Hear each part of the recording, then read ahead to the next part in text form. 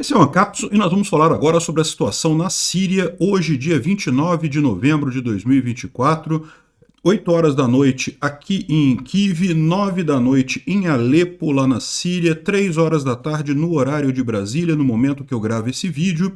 E parece que os rebeldes chegaram em Alepo, no centro de Alepo já, tá? A principal cidade síria, capital da Síria, está oficialmente já caindo para os rebeldes aqui na região. Repara que eles já tomaram toda a região até chegar em Alepo, já estão dentro de Alepo e já temos imagens deles aqui no centro da cidade, inclusive a gente vai dar uma olhada aqui. Então Alepo caiu. O Bashar al-Assad fugiu para a Rússia, está tentando ajuda do Putin lá em alguma coisa, mas acho pouco provável que consiga qualquer coisa lá na Rússia, né? Dá para ver aqui que o movimento está se espalhando, várias outras cidades estão caindo, e não tenha dúvida, se Alepo cair completamente aqui, a grande questão é quem é que vai tomar conta, se vai ser os verdinhos ou se vai ser os amarelinhos. Inclusive, vamos ver, porque existem várias facções dentro de cada uma dessas facções aqui, né? Os amarelos, vocês sabem, são os curdos, os verdes, vocês sabem, são os rebeldes sírios apoiados pela Turquia. Mas a gente vai ver que tem várias subdivisões dessas forças aqui, isso é que é uma grande preocupação. Como é que vai ficar isso depois da queda do Bashar al-Assad, que tudo indica está perdendo o controle, tá? A impressão que dá é que realmente o Bashar al-Assad não tem condições de manter mais o controle na Síria neste momento. Vamos falar sobre esses e outros assuntos em detalhes. Essas notícias foram sugeridas por Bolsonaro, Ucrânia, Minarquistão e várias outras pessoas. Obrigado aí ao pessoal que sugeriu notícias lá no nosso site, no wrevolving.com. E obrigado a você que está assistindo o nosso vídeo. Se você gosta do nosso conteúdo, por favor, deixe o seu like e se inscreva aqui no canal, né? Pois bem, eu não fiz hoje o vídeo sobre Israel, porque embora tenha havido algumas notícias aqui, algumas novidades, muitas ações israelenses aqui na faixa de Gaza e coisa e tal, na Cisjordânia teve um ataque terrorista, bom, enfim, algumas coisas, mas não teve nada muito significativo em termos de mudança geopolítica na região, né?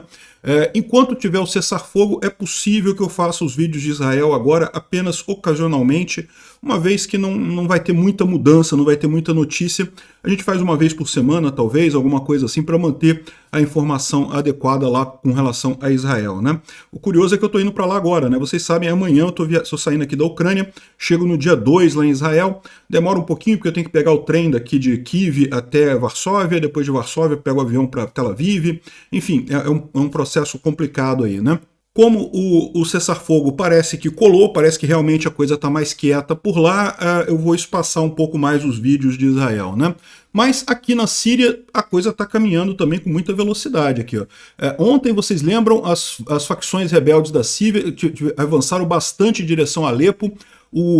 Alepo entrou em pânico completo, muita gente fugindo, porque muita gente que está em Alepo é pró-Assad, né? Pró o Bashar al-Assad, a favor do regime do ditador sírio, e essas pessoas certamente vão ser perseguidas pelos rebeldes agora. As forças de segurança da Síria não estão conseguindo segurar os rebeldes e também as tropas russas estão fugindo de lá, porque os russos tiveram que tirar todo o equipamento que estava na Síria, a Rússia está desesperada por equipamento, está perdendo muita coisa lá na Ucrânia, de forma que não tem como ajudar o Bashar al-Assad como chegou a fazer em algum momento, né? Então a gente tem várias imagens aqui, ó, que outros rebeldes da Exército Nacional Sírio também estão se mobilizando e os curdos também estão se mobilizando. Os curdos do SDF vão ficar sozinhos lutando contra o SNA, né? Eu vou falar para vocês, eu vou dar uma explicação por alto dessas facções todas, porque o que acontece aqui nessa guerra da Síria, né? Como a gente já falou, são vários grupos que estão lutando aqui, e mesmo entre essas bolinhas aqui, por exemplo, se você pegar os rebeldes aqui, ó, tem o FSA, tem o Ahrar al-Sharom, e tem outros grupos moderados aqui, aí nos curdos, né, que é o amarelo, tem o IPG, o SDF, o YPJ, o PKK, ou seja, tem um monte de subfacções dentro dessa história aqui. É realmente uma situação bastante complicada aqui, a gente vai tentar explicar um pouco isso daqui. Aqui, ó, as forças pró-Turquia, mas o importante é isso. Se cair o Bashar al-Assad, via de regra, vai ter o verdinho, que é pró-Turquia, e o amarelinho, que é contra a Turquia, que é pró o Kurdistão, né? Então isso não vai acabar a brincadeira não, né? Quem está avançando aqui são as forças pró-Turquia. O Omar Abu Layla, esse cara ele tem reportado muito sobre a guerra de Israel, inclusive, e ele é da região, né? Ele é aqui de Deir el-Ezor, essa região aqui no Rio Eufrates, né? Então, nessa região aqui da Síria. E então ele entende um pouco disso daqui e ele está explicando aqui como é que é o negócio. É essencial para muitos entender o início da Revolução Síria, de maneira a entender o que está acontecendo agora. E também entender os sacrifícios feitos pelo povo sírio, que excedem o que muitos imaginam, né? Todo mundo deve entender que as pessoas da Síria estão dispostas a aceitar qualquer coisa que tire o Bashar al-Assad do poder. O grande mal é o Bashar al-Assad. Então qualquer um que conseguir tirar o Bashar al-Assad para o povo sírio tá bom. Mas tem um monte... Esse pessoal não é totalmente inocente não, tá? Não tem ninguém ali totalmente inocente na Síria não, né? Quando o povo sírio se levantou contra o Bashar al-Assad lá no início de 2011, não haviam organizações militares, facções militares organizadas, né? A maior parte dos grupos nas províncias dos sírios consistiam apenas de pessoas locais armadas com armas pessoais, né? Que estavam indo nos protestos justamente porque o Bashar al-Assad estava reprimindo os protestos com armas muito fortes. Então as pessoas tinham que ir armadas para protestar, né?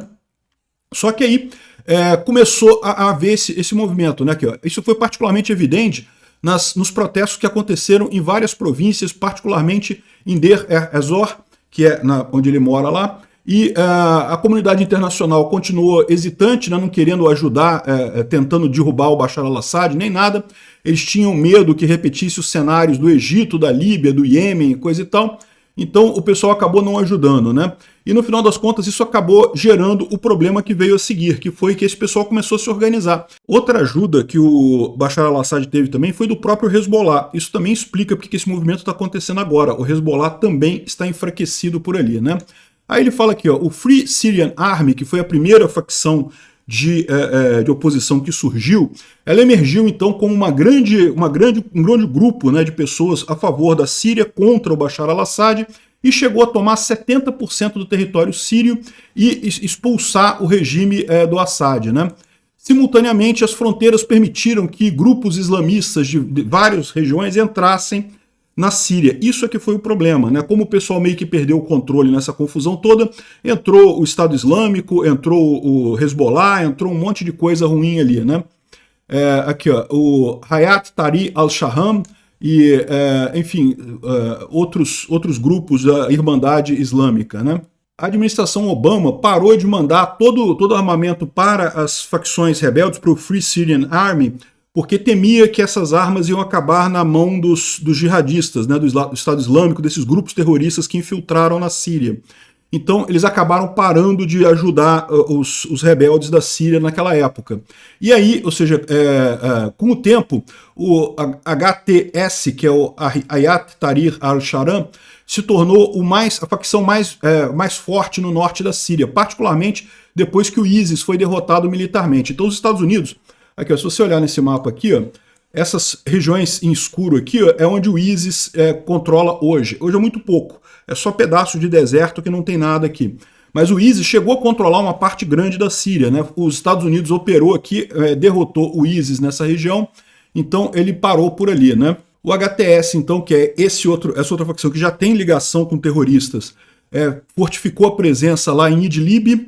Idlib é essa cidade bem aqui, ó, que está na origem desse movimento. Esse movimento todo aqui nessa direção partiu de Idlib, tá? E também a Turquia começou a Turquia, por sua vez, passou a reestruturar várias partes do Free Syrian Army, né? Várias partes do Free Syrian Army, criando o Syrian National Army, que é o SNA, que é a parte da facção inicial da Síria, que agora é apoiada pela Turquia, né? E cuja principal função é evitar que o Syrian Democratic Forces, que é o SDF, que é o amarelinho, que é esse lado de cá, expanda ali na Síria, né? Porque vocês sabem, os curdos, eles estão aqui na Síria, mas também tem curdos na Turquia, também tem curdos no Iraque. O Kurdistão é um país que... os curdos são um povo na região que não tem um território geográfico, né? Não tem uma área, um país, o Kurdistão ali. Então a Turquia, com medo de um Estado curdo aqui na Síria, começou a ajudar essas facções verdes aqui para contrapor as amarelas do lado de cá. Por 13 anos, o povo da Síria estava preso nessas facções, ou seja, uma hora uma invade, domina pela força, outra hora outra invade, domina pela força. O que ele está dizendo aqui que no final das contas, o vermelho é o grande mal, que é o Bashar al-Assad e os russos e o Hezbollah. Ninguém quer esse pessoal.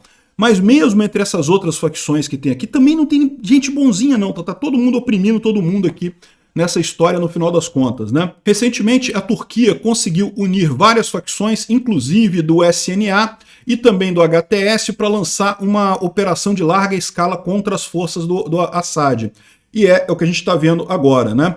E a grande questão é, o resto está embarcando nisso também. Agora que o Haddad está enfraquecendo, a gente tem outras coisas aqui. Ó. Isso daqui ó, é o Karim Rifai, está falando aqui, ó, esse daqui é o incidente que começou toda a coisa. 3 dias atrás, as forças do Assad bombardearam uma escola na cidade de Idlib.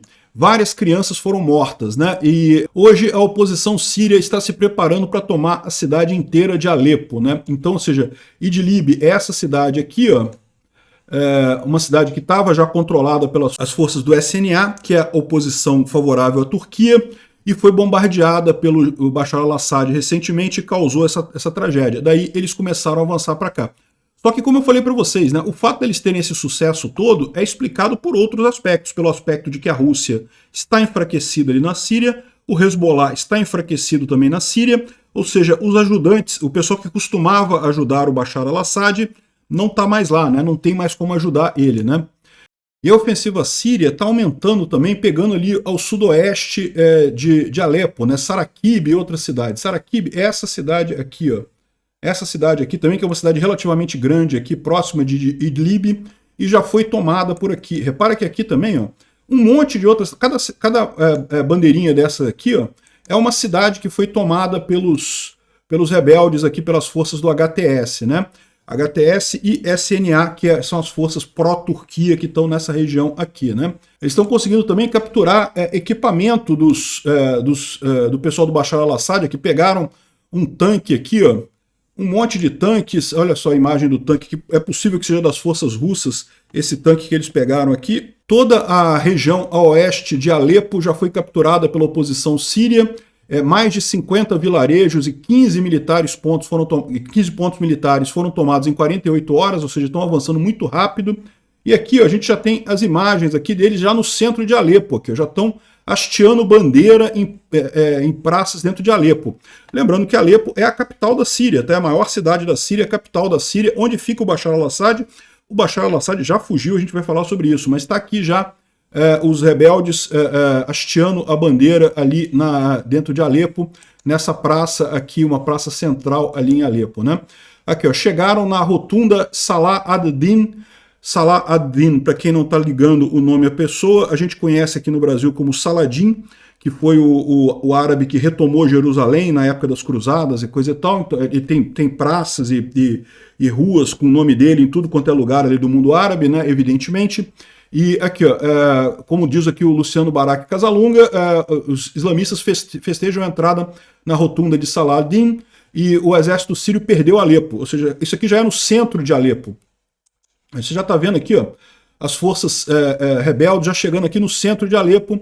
Não, e o mais importante, a velocidade que eles estão avançando aqui, o exército sírio, o exército leal ao Bashar al-Assad não consegue conter as forças do exército nacional sírio, né? Aqui, a cada minuto surgem novas coisas tomadas pelos sírios aqui, pelo SNA, né? Pelo Exército Nacional Sírio, né? Que são as forças rebeldes. E o exército do Bashar al-Assad tendo que fugir daqui, não conseguindo controlar a situação. Como está avançando muito rápido, tudo leva a crer que acabou, né? Alepo já é dos rebeldes aqui, já está tomada aqui, né? Aqui, ó, os combatentes do HTS, que é outra facção também pró-Turquia aqui, já estão no coração de Alepo e já avançam rápido pela cidade, levantando preocupações sobre uma tomada de poder rebelde em grande escala no norte da Síria, ou seja, pode acabar tomando toda aquela região ali. A gente imagina que isso vai acontecer rapidamente. O pessoal rasgando aqui o cartaz do Bashar al-Assad ali em algum lugar.